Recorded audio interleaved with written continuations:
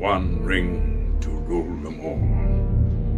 One ring to find them. One ring to bring them all. And in the darkness, find them. This is the One Ring. Hey everybody, I'd like to dedicate this particular episode to Ian Holm, the actor who played Ash from Alien, the crazy priest in The Fifth Element, and of course Bilbo Baggins in The Lord. Today's episode is all about the Balrog from Lord of the Rings. And what is your Balrog? Because we all have one, maybe we even have several. So what are you talking about? Okay, so today we're doing motivation. Motivation that's partly to do with screenwriting as well. You can kind of take this information and apply it because art imitates life, life imitates art, and as creators, we should always be aware of our own personal human condition because that will be reflected in the values of our work. So if you're a content creator looking to make it, we're going to talk about the Balrog. So the general gist of the idea of the Balrog is that Gandalf and Frodo and the rest of the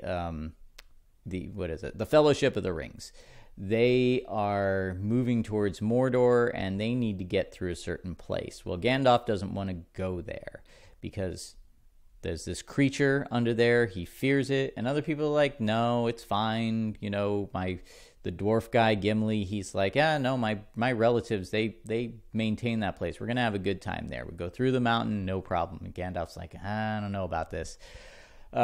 He really doesn't want to go. He doesn't want to confront that thing. But the thing is, he needs to confront that to endure the trials that transform him into what he needs to be to finish his duties, his goals, his part in the story and the fellowship. So anyway, so he goes into this cave and it's not what anybody expected it to be. Everyone in there is dead. It's been overrun by goblins. They're trying to sneak through. And what happens? The Balrog comes out. Gandalf has to confront it, and he does not feel prepared.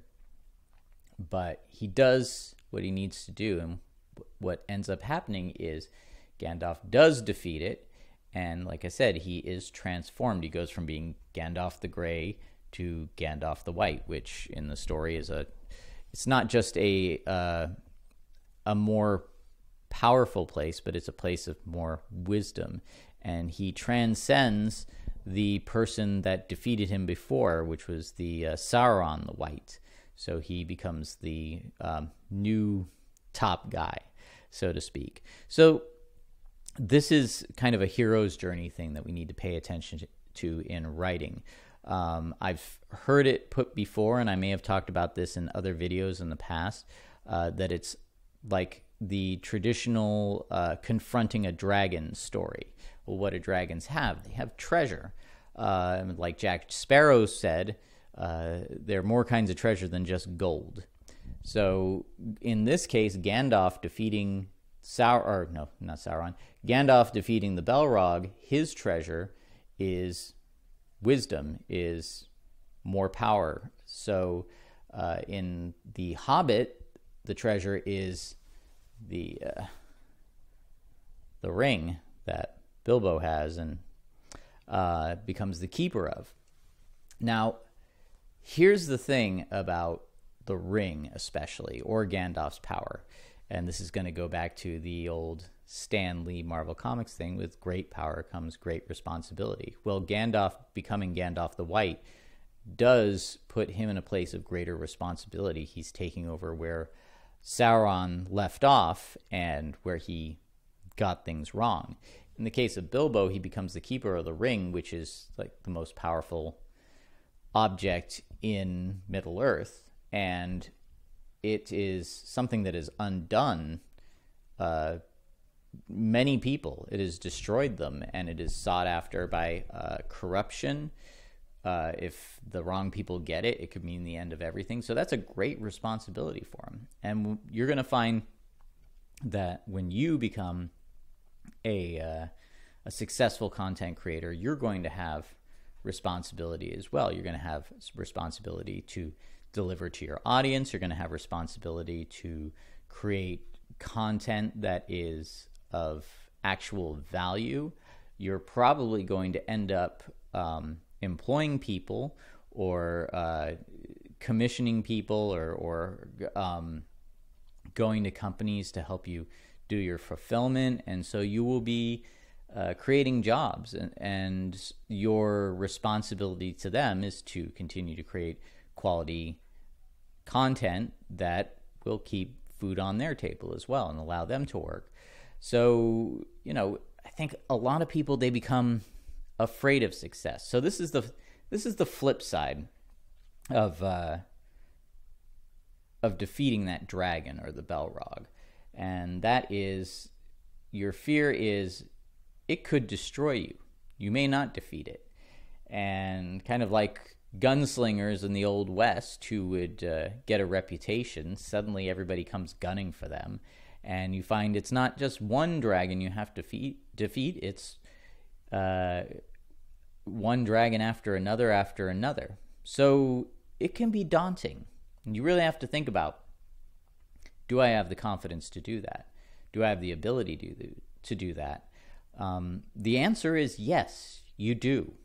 Most of us do. If you can do it once, you can do it again and again. If you see yourself as a craftsman and don't try and kind of fall into that pit of, I'm an artist and I must, live up to everything I created before. Well, yes, people are going to hold you to that. But if you're a craftsman and you think about it in terms of craft and continue to, like in my other videos, watch how the audience responds and watch what sells and create a business plan that allows you to have some failures and still move on.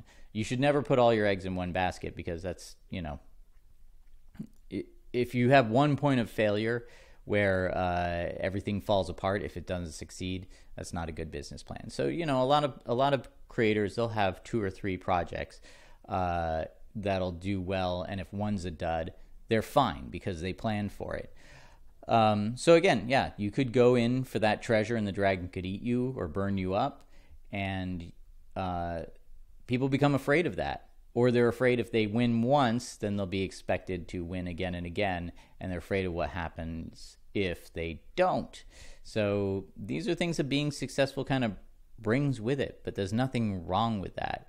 What is wrong is when you see people who have tried to defeat that dragon and have either chickened out at the mouth of the cave, or maybe it didn't work out for them, and now they're kind of coming at you going, oh no, you don't want to do that. Look at what happened to me. Like, no, I went to the mouth of the cave and I saw that dragon could eat me, and you don't want that dragon to eat you, so don't, just turn away. This is kind of like, when you see this in stories where the hero comes riding into a town where the danger is, and there are people going like, you'll bring doom to us all, don't listen to this person. And, of course they go and do it. And usually first round, they are defeated. This, again, is the hero's journey where they're brought low. And you notice with Gandalf, he's like down for the count, but then he comes back. So that is the wisdom and the knowledge gained. You will take hits. That's just life. It's inevitable. And my attitude is, go ahead and go for it and take the hits, because they're gonna be people that are gonna kick you and hit you if you don't do anything as well. So might as well take those hits while you're going for something. So again, don't let those people slow you down. And don't confuse those for people who are trying to give you real wisdom to help you move forward, though. Of course, there are those people. Well-meaning people who have good information, but you have to be careful, because there's only so much information you can stop and get before you have to move forward. You kind of have to trust that what you're doing is good. You are good enough to do it. There's one individual I can think of. I'm talking about researching the book he's writing. He's like on year 7 of his research. It's like, just write it, okay? If you get something wrong, let people read it. Let them tell you what's not working, you can go back and fix it. Let them, you know, if you get, what is it? This old thing about Ray Bradbury calling up the fire department and asking what temperature paper burns at, and the fireman said, 451 degrees Fahrenheit. So he named his book Fahrenheit 451. And then somebody else went like, actually, it's supposed to be Celsius, that is 451 Celsius. And it's like, who cares? Everyone knows the book. Everyone gets the point of the book. No one's going to play semantics about that. And I don't even know if that's true or not, if that's just people trying to take Bradbury down a notch. If anyone knows the answer to that, put it in the comments. I'd be very interested to know. So again, really, it comes down to this. What's your Balrog? You can ask this question in writing and put your hero up against it. What's the thing that the hero needs to confront and defeat to get the treasure, and what's the treasure? You know, it could be, the Balrog could be fear of being rejected by girls, and the treasure could be getting that beautiful girl that you want to marry.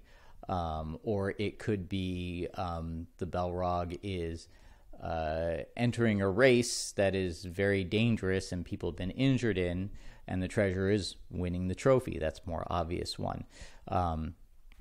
You know, it's I guess this is kind of a save the cat thing as well. You know, in Aliens, Ripley has to go into the lair of the aliens, the place that she fears most, the place that at the beginning of the movie, like Gandalf, rejected the idea of going into wholesale. But the treasure is Newt, the promise of a family again, that maternal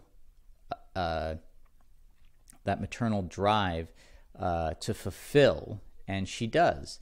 And the brilliant thing of that movie is she encounters the flip side of motherhood, where she gets confronted by another mother that her deal is she destroys everything to become a mother.